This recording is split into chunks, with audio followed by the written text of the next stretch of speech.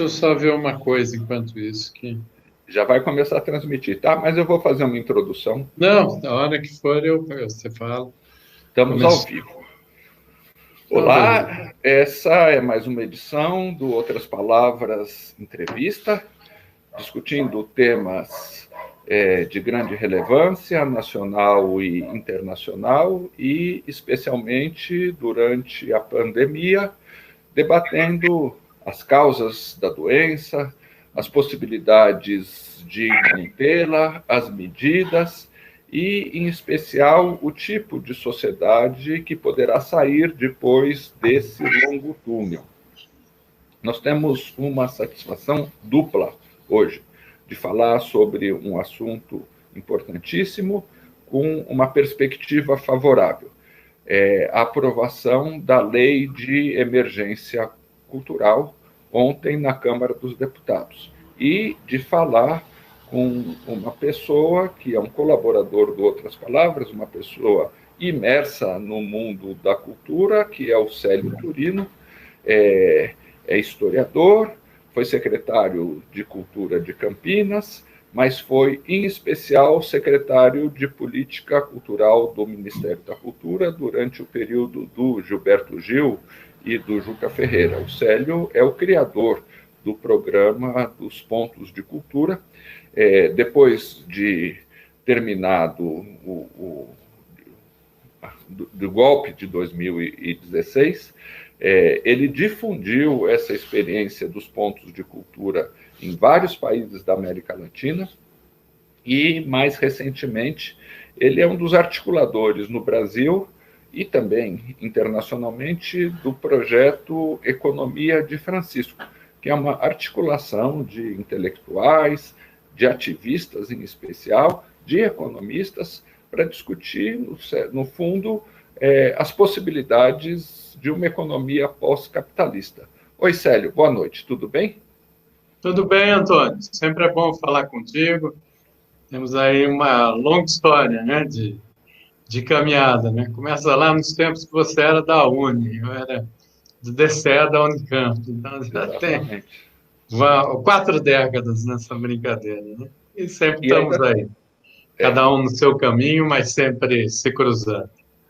E para mim é uma honra estar falando por outras palavras, escrever por outras palavras. Aliás, faz tempo que eu não escrevo, mas é que os tempos estão exigindo uma série de outras articulações, né?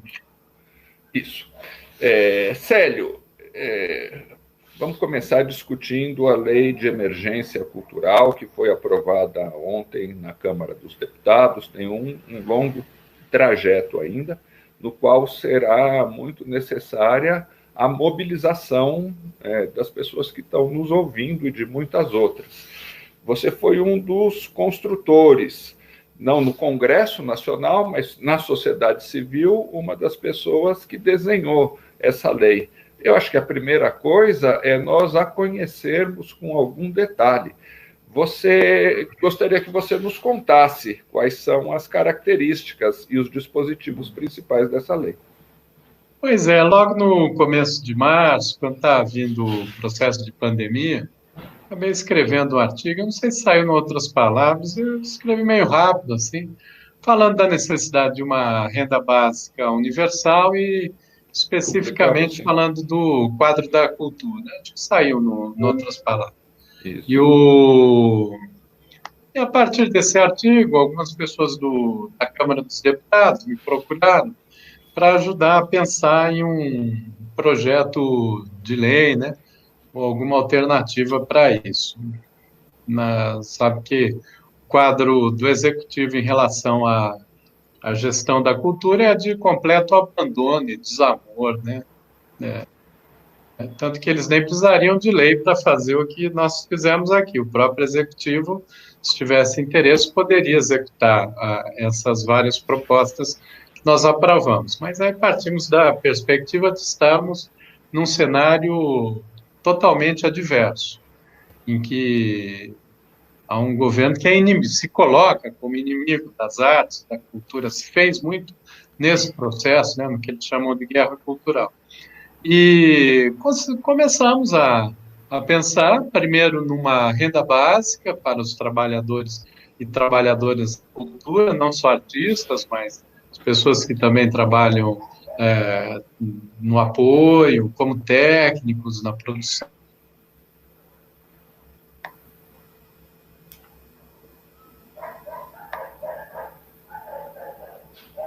do Congresso.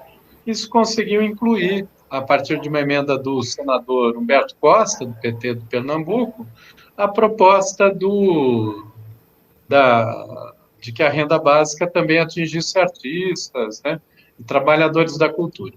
E aí a Jandira Fegali, deputada federal pelo PCdoB do Rio de Janeiro, incluiu os cadastros de acesso, né, cadastro de pontos de cultura,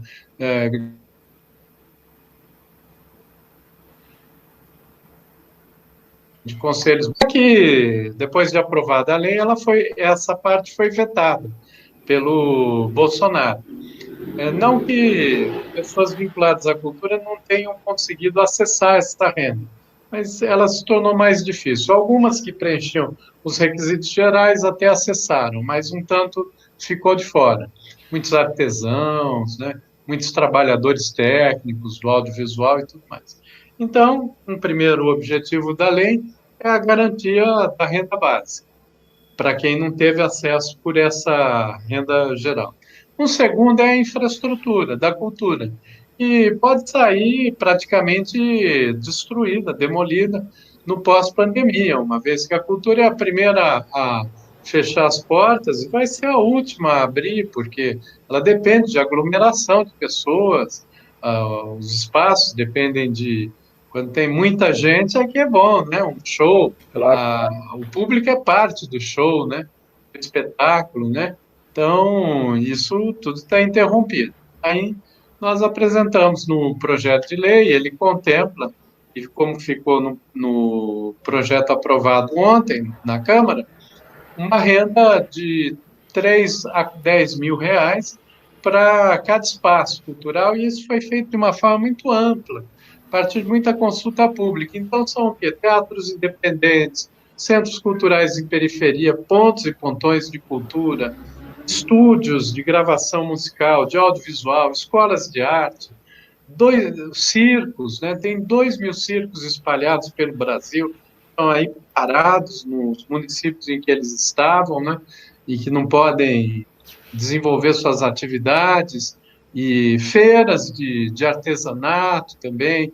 E aí se definiu esse valor de um repasse mensal que vai variar de 3 a 10 mil por mês. Um terceiro item que a gente introduziu e que é uma inovação em termos de política cultural para o Brasil é a aquisição de ativos. O que consiste isso? A aquisição antecipada de ingressos, de compra de livros para garantir o funcionamento das pequenas livrarias. Nossa, e isso vai permitir que uma série de atividades que estavam acontecendo e foram interrompidas, elas possam receber um recurso de venda antecipada desses ingressos, ou então já oferecer o serviço, uma obra de arte, uma fotografia, livros, uma quantidade de livros para ir para bibliotecas e tudo mais. E um quarto item são os editais, porque a gente já pensou no desenho dessa lei a garantir o básico nesse momento, que é a renda, a garantia dos espaços, a aquisição de ativos e um processo já de saída, né, que seriam um conjunto de editais para patrimônio histórico e artístico, para processos de formação artística, criação, produção e circulação, no conjunto das linguagens das artes. Agora, o volume que se conseguiu com essa lei foi muito significativo. É de 3 bilhões de reais. Isso é mais que o orçamento do Ministério da Cultura em muitos anos, não é? Em alguns anos, Para que quem está ouvindo tenha uma ideia, com o programa Cultura Viva, em 6 anos, nós investimos aí cerca de 700 milhões de reais. Em 6 anos. Chegamos a 1.100 municípios com 3.500 pontos de cultura. E agora a gente vai trabalhar. Aliás, esse foi o maior volume de recursos em um projeto descentralizado na história do Brasil, foi com os pontos de cultura. Agora nós vamos fazer isso em condições adversas, mas nós vamos enfrentar esse desafio. E toda a execução dele, também um outro ponto colocado no projeto, ela será descentralizada. Metade do recurso vai para os estados, Distrito Federal, e a outra metade para os municípios. E numa equação que a gente também desenhou, que é 80% população, 20% fundo de participação em estados e municípios, de modo que a lei, apesar de não ser o objetivo original dela, até porque é uma lei emergencial, né, ela também dá conta da questão das desigualdades regionais, ela cria um equilíbrio federativo, estados com menor IDH recebem um valor per capita maior que estados com maior IDH, né? E tudo isso são muitos ganhos, Antônio, e que vão ter que ser operados agora, porque a descentralização ela vai se fazer para todos os 5.700 municípios, quase, que o Brasil tem, né? Desde o mais pequenininho até a maior metrópole, e muitos não têm um órgão gestor de cultura, um conselho, mas nós vamos enfrentar esse desafio, porque o Brasil tá numa situação de crise profunda, o mundo, né, na verdade, mudanças de paradigmas, e é necessário, nesses momentos, que a gente dê conta de tudo isso, né? E essa lei, para espanto de muita gente, ela foi aprovada praticamente por unanimidade. É que foi um consenso progressivo que foi sendo construído, né? E isso também é algo muito positivo, né, para o país.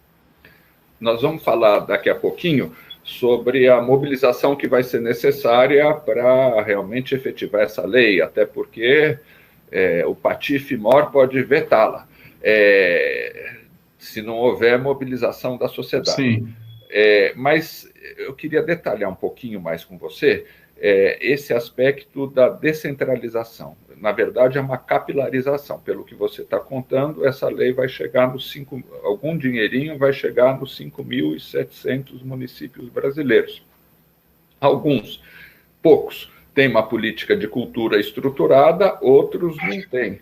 Então, vai ser muito necessário, uma vez essa lei aprovada, me parece, e vai ser certa convocação a que o povo de cultura mobilize a sua prefeitura, reivindique a aplicação da lei, faça com que essa verba não fique guardada numa gaveta, ou seja, que nem seja utilizada por conta da inconsciência ou da desinformação dos gestores municipais. Me parece que isso aí, inclusive você tem a experiência toda da capilaridade dos pontos de cultura, abre um espaço muito grande para intervenção, não só intervenção nos assuntos de cultura, mas acaba virando uma intervenção na política municipal geral do povo da cultura. Do país, né? Porque vai ter um volume, para que as pessoas tenham uma ideia, o volume total de recursos é de pouco mais de R$ 14 por habitante, né? Uhum. Então, a parte que cabe para os municípios, se fosse um recorte populacional, seria de 7 alguma coisa, 7,20. A gente tinha um cálculo, o valor que seria de 3 bilhões e 600, caiu um pouquinho, caiu para 3 bilhões, então tem que refazer um pouco isso, mas é mais ou menos esse valor aí. Claro que, como tem essa equação que a gente criou, tem alguns municípios do estado de São Paulo, por exemplo, vão receber em torno de 6, 5,80. Uhum. E tem município que vai receber 9, mais ou menos isso, né? Vai ser essa variação. Na média é um 7, né? Na média é um 7. Então, por exemplo, um município de 10 mil habitantes vai receber R$70 mil, porque é um recurso considerável. Uhum. E às vezes ele não investe isso, ou investir era numa festa, assim, num rodeio. Mas não, essa lei ela determina esses itens que eu coloquei, além de alguns outros, de de prazo de prestação de contas, projetos em andamento, tudo se prorroga por um ano, né? Mas isso é do aspecto mais geral. Há outros artigos da lei que falam sobre isso. Eu posso passar a lei para você e você pode disponibilizar, inclusive, para Claro. o pessoal de Outras Palavras, tá? Mas esses Nós são os vamos quatro fazer isso. aspectos. Vamos Ou repetir, seja, porque acho que é importante didaticamente, essa lei é pouco conhecida ainda. Primeiro aspecto são os R$ 600, é a Bolsa isso. de Sustentação do Povo da Cultura. Quem tem direito a isso? Qualquer pessoa que tenha uma atividade ligada à cultura? E num sentido largo, técnicos, artistas, cantadores, poetas, artistas de circo, todos os artesãos do Brasil que estavam no abandono também, se incluiu o artesanato no processo, cultura alimentar, por exemplo, uma baiana de acarajé. Então, é uma lei que ela se alargou, ela tem esse sentido da amplitude, como com os espaços também, Aham. festas regionais, toda a Esse é o cadeia. segundo aspecto, né? Os espaços culturais. É, esse é A um aspecto Bolsa, da os renda. espaços culturais. Tá certo. Aí o outro aspecto é o dos espaços. Os Tá. espaços são espaços independentes. Na lei tem uma cláusula que define que não entram teatros do Sistema S, por exemplo, ou Claro. administrados diretamente pelo poder público, ou aqueles que têm bandeira, né, Empresariais. esses grandes teatros, tá? Até porque o valor ele tem equalização por aí. Também não é uma doação de dinheiro, porque há uma contrapartida que vai ser prestada em bens e serviços. Uma escola de artes vai dar oficinas de artes no pós-pandemia para a escola pública, um teatro, espetáculos para crianças da escola pública, enfim, tem mediante uma contrapartida. Um é a renda básica, hein? Não tem a contrapartida porque ele é universal. Tem acesso, tem direito, vai ter acesso. O segundo, o R$ 600. espaço. Qual que é o E valor mesmo? aí não se fechou. O valor é de 3 a 10 mil. Ele vai variar por estado, por município, exatamente porque não se conseguiu chegar a um cadastro preciso em termos de dados. E Claro. para a lei ser aprovada era necessário saber com exatidão. Nós tínhamos chegado a um número de 15 mil espaços, isso em final de abril, até na reunião que tivemos com o Rodrigo Maia, né? E aí ele percebeu a importância desse processo todo. Aliás, é muito necessário destacar o papel do parlamento, né, brasileiro, que soube fazer a ausculta, claro que em função também de uma escuta e ausculta competentíssima e dedicada da deputada Jandira Fegali, que foi a relatora desse projeto de lei. Na verdade, não foi um só, eram 5 projetos de lei.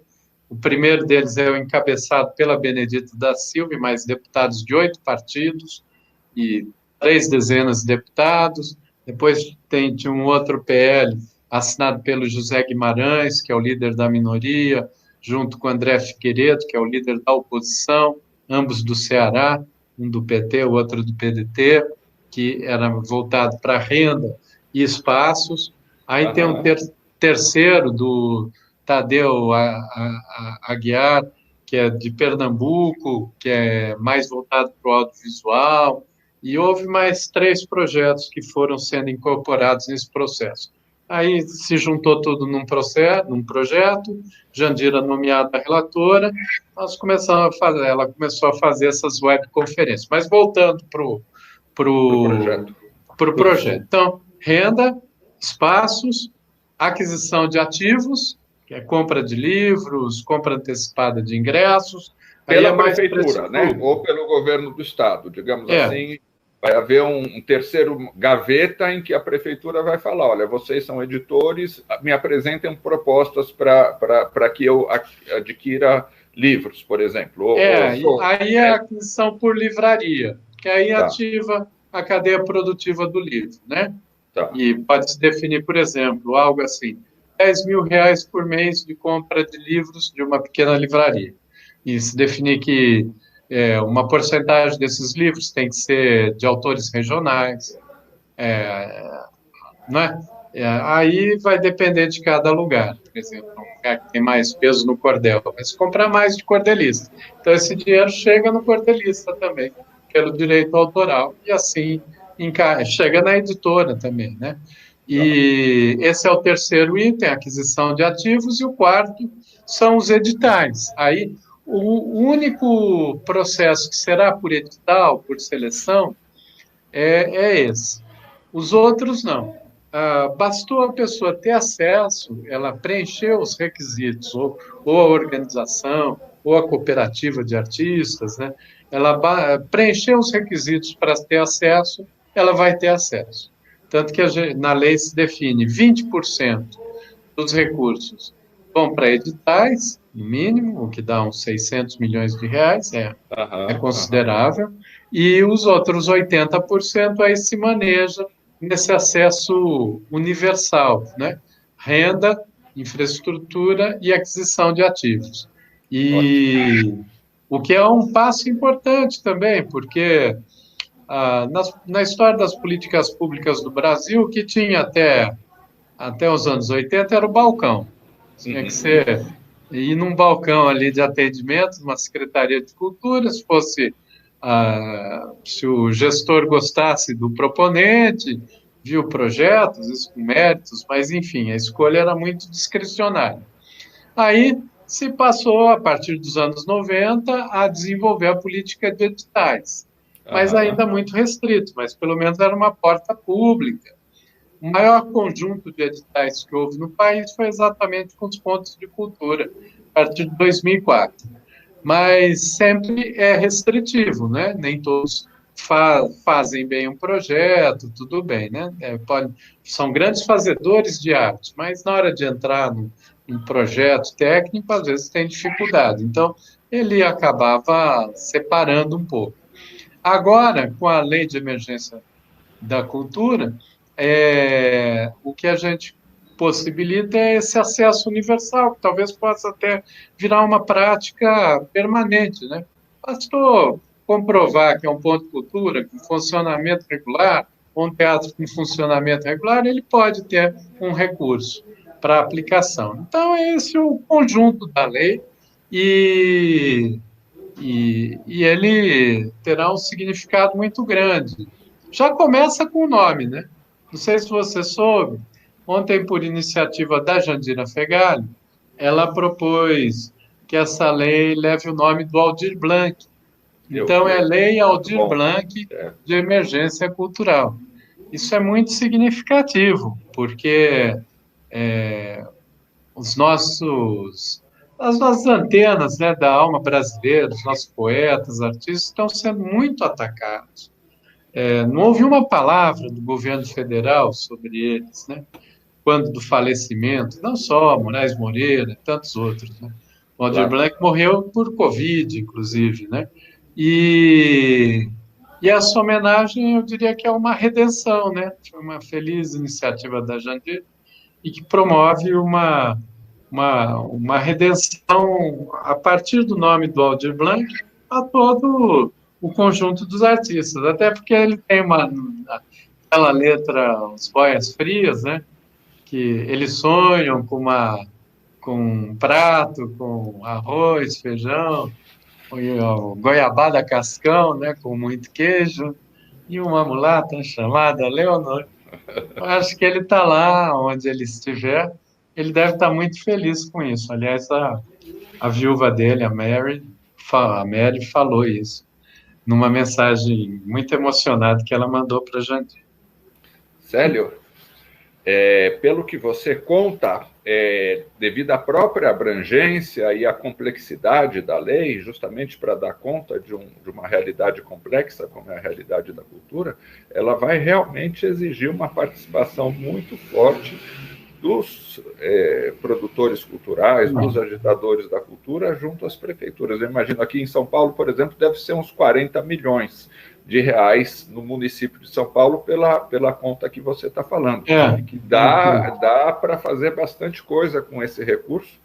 E quanto mais o pessoal da cultura estiver mobilizado e pressionando e debatendo, melhor e mais ágil vai ser isso tudo. Mas a lei ainda não é lei.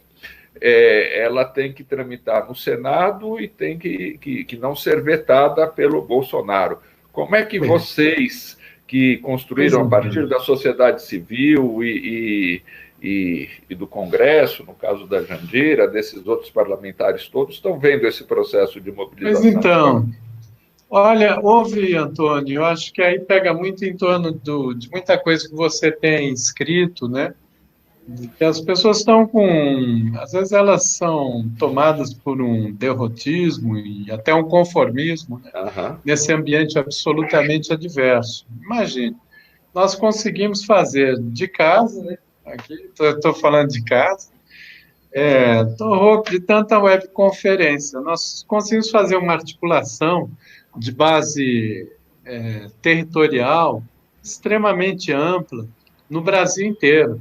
Foram dezenas de webconferências realizadas nas últimas 2 semanas. Aliás, eu quero destacar de novo o papel da Jandira, porque ela participava de webconferências de 4 horas. A gente pegar essas plataformas, né?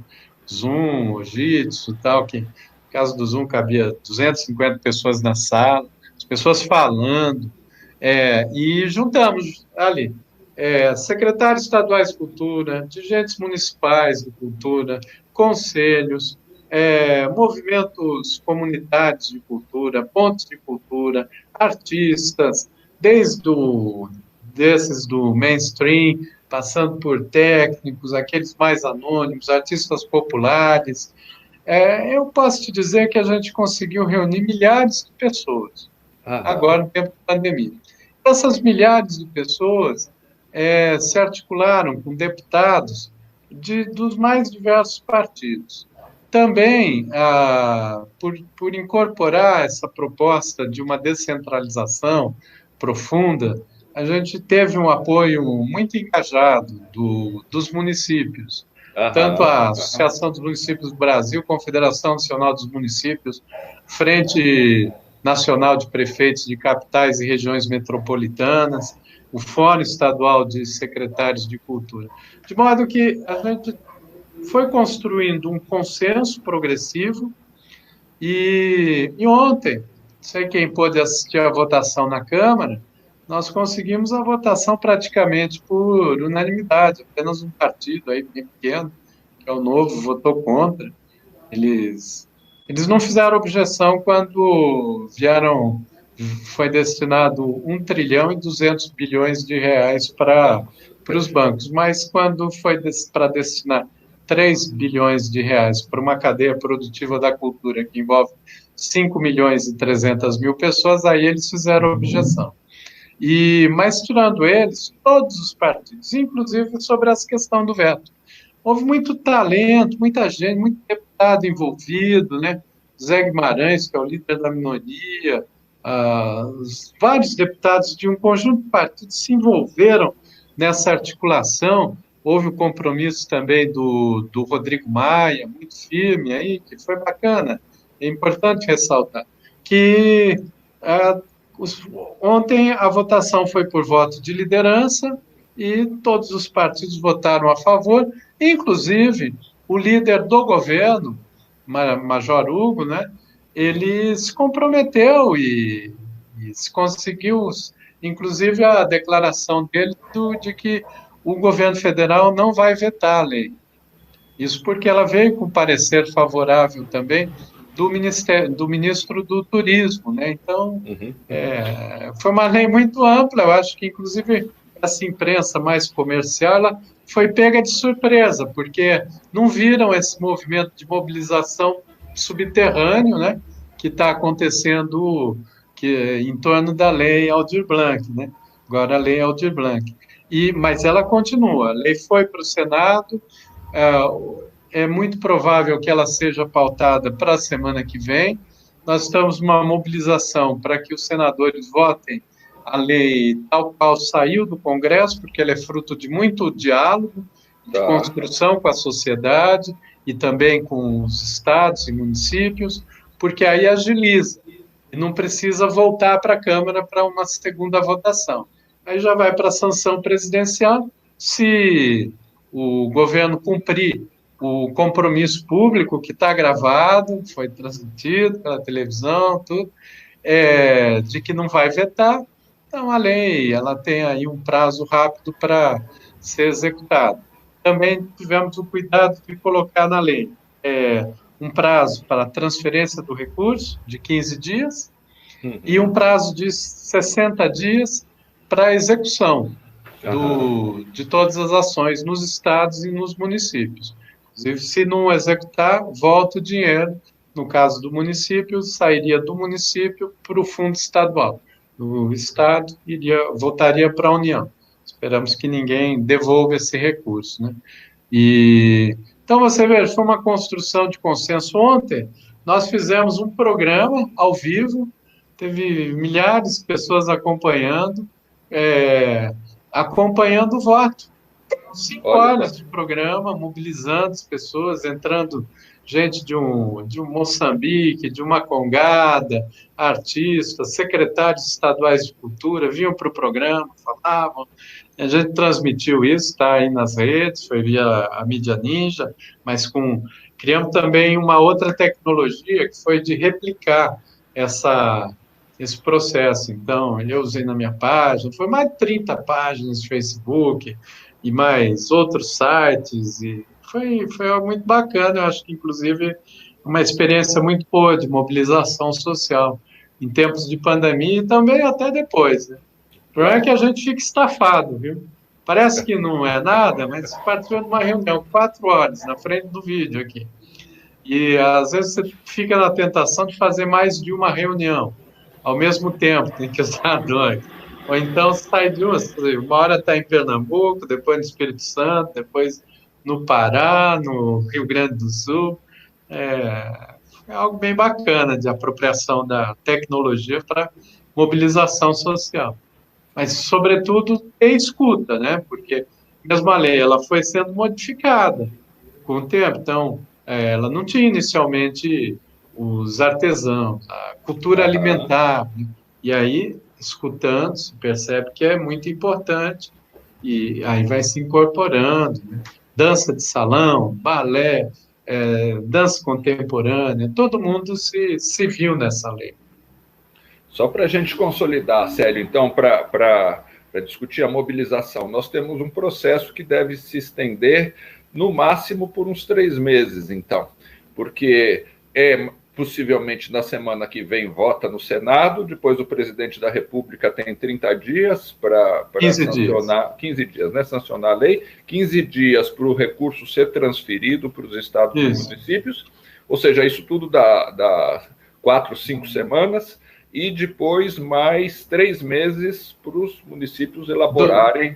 2 meses. 2 meses. Execução em 2 meses. Isso. Isso deve ir até agosto, setembro, então. Isso. É um período muito importante de mobilização e, outras palavras, gostaria muito de acompanhar e de divulgar e ajudar e participar desse processo. Isso é super importante. Também. Inclusive, eu vou logo conseguir parar Vou escrever um artigo botando todo esse processo, né? Eu vou até passar para você, assim. E na verdade, a gente, em paralelo, tem que também ir organizando cadastros e preparando os municípios para receberem esse recurso. Estamos pensando, inclusive, em fazer um curso intensivo, acho que na semana que vem já, pela internet, para poder esse conjunto de atores perceberem, né, a construção disso. Agora, também se tomou cuidado de colocar na lei a retroatividade a partir de 1º de junho. Ele estava 1º de maio, mas como foi votado agora, né, então entrou 1º de junho, ou seja, na hora da aplicação, ela retroage alguns meses, assim como também a possibilidade de prorrogação, ela está vinculada à lei da renda básica. Se a renda básica for prorrogada, e espero que sim, até com essa experiência nossa de mobilização social, a da renda básica já foi uma bela experiência de mobilização, mas a nossa eu acho que chegou a ir mais fundo nesse processo de diálogo. Então, se prorrogar a renda básica, também a lei Aldir Blanc de emergência cultural também é prorrogada automaticamente. Célio, eu sei que você está cansado desse processo de mobilização todo, mas eu queria aproveitar a tua presença aqui para a gente conversar um pouquinho, para você nos expor um pouco esse outro projeto no qual você está envolvido e tem tudo a ver também com a crise civilizatória que nós vivemos e ainda mais agora com a pandemia que coloca em xeque tantos paradigmas desse modelo que a gente vive, nesse modelo de organização social que a gente vive. Essa experiência, essa iniciativa é a Economia de Francisco,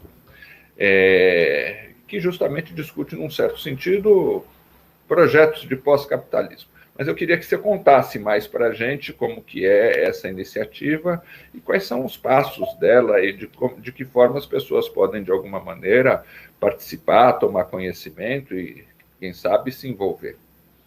Em paralelo tem esse projeto, né, mas ele foi um chamado do Papa Francisco, né? Você sabe, você até soltou os artigos aqui, quando, logo há uns 5 anos atrás, o Papa acabou me convidando para ir para o Vaticano, falar sobre os pontos de cultura, daí a gente foi estabelecendo uma série de parcerias também, pediu para fazer um projeto para agentes jovens da comunidade, que é um outro que a gente está cuidando, e então nós fomos estreitando relações. O Papa ele marca o pontificado dele pelo conceito da cultura do encontro. Até escrevi um capítulo sobre isso no livro que eu escrevi sobre a América Latina. E o que é a cultura do encontro? É a possibilidade dos diferentes se predisporem mesmo a aprender com o outro e a se desenvolver junto. Na verdade, a lei de emergência cultural, acho que é uma grande aplicação prática da cultura do encontro, aí se transforma em lei. E ele faz, e a partir da cultura do encontro, ele marca esse pontificado com um tripé, que começa com a Laudato Si, que é a discussão sobre a casa comum, que é o planeta como a nossa casa comum, puxando esse sentido dos bens comuns, né? Um segundo é o Pacto Educativo Global, que é a partir da criação do programa Escolas Ocorrentes, da qual nós somos parceiros, pelo Instituto Casa Comum, aqui no Brasil, né? Aí a gente estabeleceu um conjunto de parcerias com eles. Escolas Ocorrentes escolas do encontro, né? Em latim, escolas ocorrentes. E que ele também tinha chamado um pacto, estaria sendo lançado agora, em maio, foi transferido para outubro, 15 de outubro, vamos ver se será, também estamos envolvidos nisso. Outro dia podemos até falar sobre o Pacto Educativo Global. E o terceiro é a Economia de Francisco, que aqui no Brasil nós chamamos de Economia de Francisco e Clara, e com uma contribuição brasileira muito forte desse entendimento de que as novas economias elas precisam acontecer em que o masculino e o feminino vão andar lado a lado, ombreados. Clara, quem não é desse universo católico, assim, né? Santa Clara de Assis, que acompanhou São Francisco de Assis, que era um jovem que foi para as cruzadas, isso no século XII, volta para Assis, o pai dele era um burguês, um homem muito rico, mercador na cidade, e ele vendo toda a desgraça da guerra que ele participou, ele abre mão das suas vestes e constrói todo um pensamento, dedicação para os pobres, bem comum, a integração com a natureza. Então, esse é o tripé, né? Economia, educação e ambiente, que vai que resulta nesse conceito da cultura do encontro.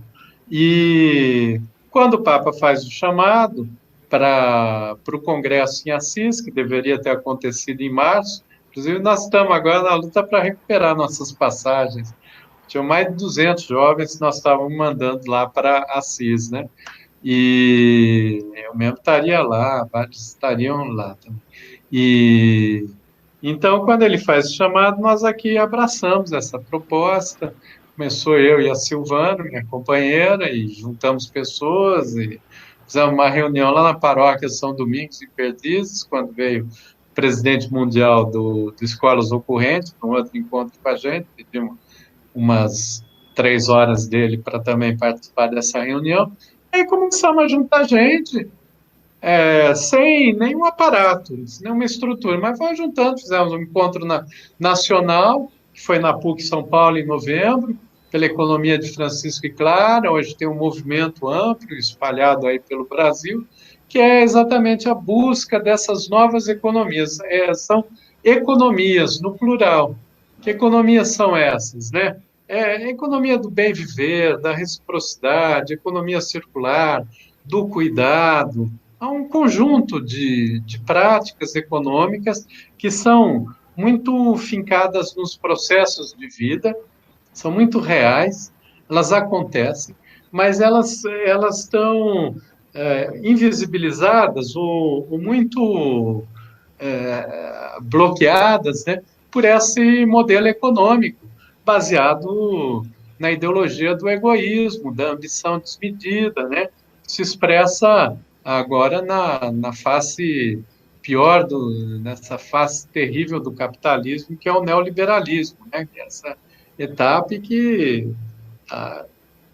é um suicídio planetário, né, o que a gente está fazendo, porque não é possível ir vivendo num planeta finito, em que os recursos são conhecidos e conhecíveis, a gente imaginar um modelo econômico baseado na acumulação infinita, na exploração infinita de pessoas e de recursos da natureza, né?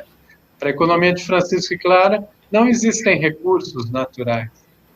Sabe por quê? Porque ela bebe no pensamento de São Francisco e também dos povos indígenas. Os povos indígenas se referem às montanhas, às águas, às pedras, aos minerais, aos bosques, como nossos parentes, né? Então é uma outra, daí, casa comum. Então, é isso que a gente tem trabalhado, né? Eu penso, inclusive, que o mundo pós-pandemia ele vai se recuperar exatamente, se não quiser ir para uma barbárie, mundo à la Mad Max, aquele filme, né, de ficção científica, ele vai ter que abraçar a economia de Francisco e Clara e todos esses conhecimentos da ancestralidade também, como bem viver, né, que aqui entre os Guarani é o Tecô, Porã, né, um modo bom de viver na casa e tal. É isso que é nesse estágio que a gente está. O bom é que eu não estou padecendo de depressão nesse confinamento. Porque de um lado a gente está com a economia Francisco, do outro esse, e o outro as cerimônias de encantamento que a gente começou a fazer. E em relação ao luto, né, que está tendo as vítimas nesse processo da Covid, a sociedade também não está podendo fazer luto presencial, isso tem um efeito muito grande na psicologia, na subjetividade das pessoas. Aí, quando houve a morte do Aldir Blanc, a gente resolveu, e também de Flávio Migliaccio, Dona Neném da Portela, nós fizemos assim, juntamos os amigos e fizemos uma cerimônia de luto, não sei se você acompanhou. E aí vamos chamando artistas, tá? Toda segunda-feira a gente tem feito isso. Sério? Espera aí que eu te perdi aqui um pouquinho. Se alguém tiver uma pergunta, aí eu não estou vendo aqui, mas se alguém tiver, estou à disposição. Deixa eu dar uma olhadinha aqui, porque eu não estou... Não, por enquanto... Parabéns pelas articulações para a sobrevivência do setor cultural, a Fabs Malvedi. Antônio Coelho, saludos desde Montevidéu, do Uruguai. E essas mensagens. É um prazer falar com você, Sério. A partir desses outros temas que nós estamos discutindo, que você mencionou agora no final, dá pano para manga para muitas outras conversas sobre os comuns, sobre as possibilidades de nós criarmos recursos, distribuirmos recursos, invertendo, de uma certa maneira, isso que os estados têm feito, que é de criar recursos exclusivamente para os bancos e para as grandes corporações, para a renda da cidadania, mas teremos oportunidade para fazer isso em outras ocasiões. Eu te agradeço muito as explicações, as considerações também, e conte sempre com a gente para ficar acompanhando esses debates da construção de outros mundos possíveis, e, em especial, nesse momento agora, a sanção da lei da emergência cultural, a mobilização para que ela seja de fato sancionada e, em seguida, a mobilização do universo da cultura para que esses recursos que chegarão nos estados e nos municípios possam, de fato, beneficiar esse grande esforço, esse grande movimento de transformação do Brasil também pelo debate de ideias e das produções culturais e artísticas. Eu que agradeço, Antônio. Só queria dizer uma última coisa. Antes de eu ir para Costa Rica, que eu estou indo para um seminário na Costa Rica, que começa daqui 10 minutos. Ah, é? Navegar é preciso. E é virtual. Hã? Virtual, evidentemente. Tudo aqui de casa, evidentemente. Isso aqui já nem desliga o computador. Na verdade, já começou, quer dizer, escrevendo aqui. Mas vai dar, tá tranquilo. Mas eu queria dizer um outro significado da votação de ontem, né? Porque o Brasil, todo esse retrocesso, ele começou muito por essa chamada guerra cultural, que a extrema-direita tem promovido, acuando, encurralando, desmoralizando, sobretudo a cultura e o pensamento, né? Censurando professor em sala de aula, incentivando aluno a filmar as aulas, e ataques a professores, ataque a exposições de arte, a palestras, encontros de filosofia, a peças de teatro, né? Isso foi acontecendo de forma intensa a partir de 2014, né? E essa lei, eu diria que ela é uma emergência também no sentido de a cultura emergir e de retomar a iniciativa, e de demonstrar que é possível, com coragem, assim, com clareza de princípios e com muito afeto e amplitude, né, conseguir virar esse jogo, né? A votação de ontem no Congresso, o Brasil está precisando dela. Eu percebi, mesmo deputados aí, mesmo líderes de partidos mais ao centro e à direita, eles falavam aliviados da importância de estar votando um projeto como esse, né? Então, o Brasil, ele precisa se reunir, ele precisa se reamar, porque houve muito desamor, né? Ele precisa se realmar, e tudo isso, eu acho que mais adiante as pessoas vão observar que talvez, talvez não, eu tenho convicção de que esse processo da Lei de Emergência Cultural apresentou isso, né? É preciso que a gente saia desse ambiente de ódio e resgate também essa... O Brasil é um país desigual e que trata muito mal o seu povo, é verdade, é um país violento, racista, patriarcal, né, submetido ao pior do mercantilismo, da ideia mercantil, da vida, né, transformando tudo em coisa, mas também o Brasil é um país que tem muita rede de solidariedade comunitária, popular, redes invisíveis aí, que foram sendo feitas desde o século XVI, né, e quem sabe essas redes não emerjam com a lei de emergência cultural também, esses processos, né, e a gente consiga sair desse labirinto, porque não é possível a gente se maltratar tanto e deixar que os outros nos maltratem tanto. É isso. Então, acho que tem esse efeito, viu? Acho que vale uma análise sobre isso. Vale, e vale não só analisar, como ir nessa trilha, seguir essa trilha. Muito obrigado. Depois dessa fala poética sua, também Fernanda Limão e Tereza Tigre te mandam um abraço. A Fernanda Limão faz uma ultimíssima pergunta: se os municípios precisam estar cadastrados no Sistema Nacional de Cultura para participar? Fernanda, esse era nosso desafio. No começo a gente até pensou em fazer a distribuição para municípios acima de 50 mil habitantes, porque os dados são desatualizados hoje, porque não tem nem Ministério da Cultura, mas há alguns anos havia 2.000 municípios com algum órgão gestor de cultura, ou seja, quase 4.000, quase o dobro, 100.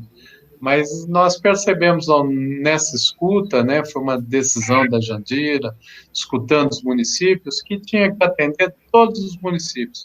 Município de 2.000 habitantes, ele vai ter ali a sua parte, vai ser 14, 20 mil reais vai receber, mas vai ter esse recurso, porque é no local, na verdade, o rearranjo desse Brasil, e do mundo todo, e no mundo pós-pandemia, sobretudo, ele vai se dar pelo local. Então, a gente vai fazer isso e aplicar. Acho que tem vários colegas aí da América Latina já pedindo modelo da lei e tal. Acho que vai ser uma coisa interessante aí. Como foi também a aventura dos pontos de cultura. Como foi, não, como tem sido, né? Agora ressurge de um outro jeito. Tá ótimo, Célio. Um abração e boa reunião para você na Costa Rica. Agora tem um comercial que é assim, as crianças estão me sentindo. Tchau. Tchau, até mais.